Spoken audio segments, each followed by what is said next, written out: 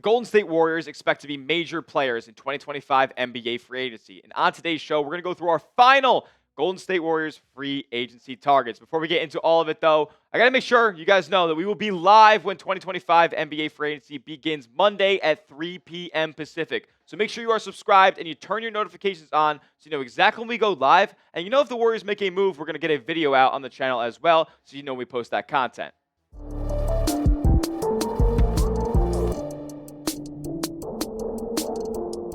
What's going on, Dub Nation? You're watching Warriors Today by Chat Sports. I am your host, Tyler Smith. We got to get into this, man. Golden State, they're going to be players in free agency this offseason as they expect to surround more talent, more real NBA players around Steph Curry, Jimmy Butler, and Draymond Green. As this is a 2-year window now at this point. Jimmy Butler, max extension. That was the big swing move. Now, what can they do around the margins to get over the hump in the Western Conference? There's some ways that Golden State can make this roster better, though. They got the non-taxpayer mid-level exception, $14.1 million. They get the biannual exception, $5.1 million. And I do believe that if they use either one or both of these two exceptions, they'll be hard capped at the first apron. So expect maybe potentially a money-moving trade. Like they do have some space, I believe about $20 million before the first apron. So they can make this stuff happen. They can sign a guy to this, they can sign a guy to that, and they can maybe get a veteran minimum contract in there as well. So there's opportunity here for Golden State to get up to 3, maybe 4 new additions to this roster, and we see a new look team, especially coming off the bench at least for next season. Now let's get into it. High-end, mid-level exception players. This is level 1. We're going to do level 1, level 2, level 3. So right now we're going to do the high-end, mid-level guys because we know Golden State cannot sign any of the big fish, if there are any, in free agency this offseason. And obviously we know Kuminga, restricted free agent. We're not talking about him today. External options only. And we're starting with Nickeil Alexander-Walker here, who I'm a big fan of, man. He really took a lot of steps for me in his career here ever since he's been a part of the Minnesota Timberwolves, man. And it's been awesome to see him be more of a ball handler this past season, especially when it came to the playoffs. A nice 3-and-D option here. He's 6'6", and he can hit at a 40% clip on decent volume. He can defend, most players at the 1, the 2, some at the 3 as well. Just an available corner option and a player who's going to see a decent payday this offseason. He's going to see a lot of suitors. But I do believe if he were to come to the Golden State Warriors, you could argue that he has just as big, if not a bigger role in Golden State's offense than he already has with the Minnesota Timberwolves. So couple that with a nice payday, and he could be my number 1 free agency target for Golden State at the mid-level this offseason. Now, if he's going to go somewhere else and the Golden State misses out on a Nickeil Alexander-Walker trade, what about Bobby Portis, who the Golden State Warriors have been linked to previously this offseason? Now, remember when Bobby Portis went on FanDuel TV or whatever it was and talked about these rumors that were flying around? He's like, I don't know who writes these things. I don't know how people come up with this stuff because I guess nothing was ever actually rumored or reported to be interest from either sides. But Portis, he's an NBA champion, and he's put up solid numbers throughout his career, man. Kind of the definition of consistency here. Portis is nearly a 40% three-point shooter. Can kind of get his own as well with the ball in his hands. Can get to the in-between game, has that post up where he can use his shoulder for a little shimmy and a turnaround jumper. He has that in his bag. And he's also a really, really solid rebounder as well, nearly double digits each of the last 4 seasons. So he's a player that I'm super interested in Golden State getting this offseason. Is he going to sign more than the mid-level? Probably not, because not many teams have more than the mid-level. If you're not talking about the Brooklyn Nets or the Detroit Pistons this offseason, and the Pistons probably seem focused on Malik Beasley, Bobby Portis is going to be out there on the open market, hopefully after declining that player option, and he probably gets a nice multi-year deal for around that $14.1 million mark. Now, another restricted free agent, not Jonathan Kuminga, no, Santi Aldama, who I think could get around that mid-level exception number. What do you think, Coop? Is that seems right? I think so too. And he's a 7-footer who, look, I know Tim Kawakami said that he doesn't think they're going to go stretch 5 anymore. I push back on that a little bit. If they see a player like Aldama, and he doesn't necessarily even play like a center either. This guy operates in the wing, in the dunker spot, can put the ball on the deck a little bit. He actually is one of the more feisty players in this league as well. We saw what he was doing against Golden State in that play-in game, and he's lit it up from three-point range this past season and a little bit before. He's really coming along as a player here. Averaged nearly 13 points a game this season. Career highs across the board for Aldama, and I think he could be a legit player with a big role here, as Golden State is pretty thin in the size department as well as in the front court overall. So Aldama is absolutely a name to keep your eye on here as a mid-level target, but Memphis could end up matching the offer sheet that he does sign. Hopefully, it's with the Golden State Warriors, and Memphis doesn't end up doing that, because I'd love to see him with the Dubs. Pick one to sign, though, for me. Nickeil Alexander-Walker, Bobby Portis, or Santi Aldama. Give me an NAW if it's Nickeil Alexander-Walker. If it's Bobby Portis, give me a BP. And if it's Santi, give me an SA down in the comment section. Your number one mid-level exception free agent target for the Warriors. Who's it going to be? You let me know.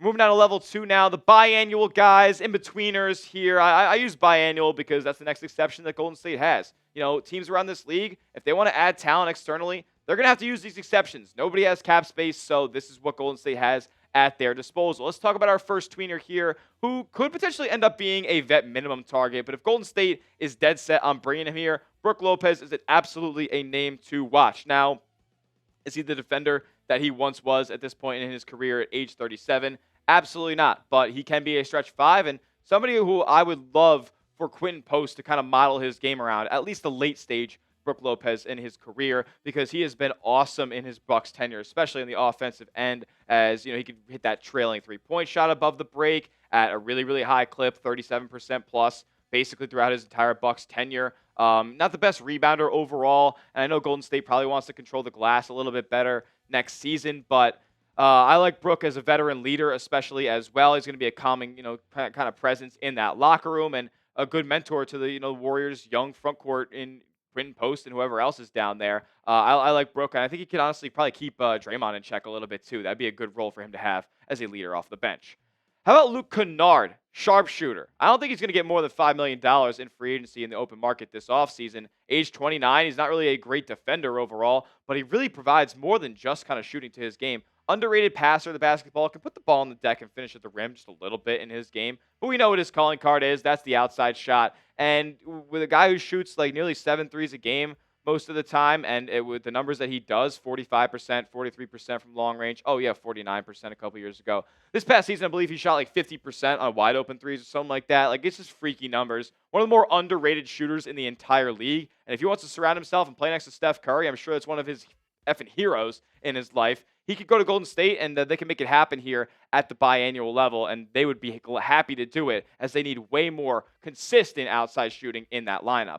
What about Caris LeVert, though? They also need real good isolation scorers off that bench unit, and I think Caris LeVert can absolutely do that. I don't expect him to be, something crazy in the mid-level or something like that. I think he could be right around this $5 million mark. He's nearly 30 years old now at this point, and not really much of a defender, so these one-way players, especially a guy like LeVert, who's kind of a volume scorer off of the bench, like those guys aren't going to be seeing big paydays anymore. And even though this has been a guy who's averaged 17 points a game in the last 4 seasons, like he's still, I don't think he's even that level of player anymore that he was in Cleveland and in Indiana way back in the day. So this is a guy who I think is one of those tweener contracts, and for those minutes where Steph, Jimmy, and Draymond are off of the floor, or some combo of the 3, LeVert can come in and get buckets for that second Golden State unit. They really lacked a guy like this in the lineup on the wing this season. All right, before we get to our last set of free agent targets for your Golden State Warriors, get hooked up with this fresh tease. The 4th is coming up here. Who doesn't want to rock a Warriors tee to chop it up with the family and friends while you're slicing some burgers and dogs up on the grill? Get it at this link right here, chatsports.com/Dubs4th. It's awesome, man. I might get myself one with that USA flag behind the Dubs logo. I'll put that link in the comment section and description for you guys to make it easy as well. Chatsports.com/Dubs4th to get your 4th of July tees today.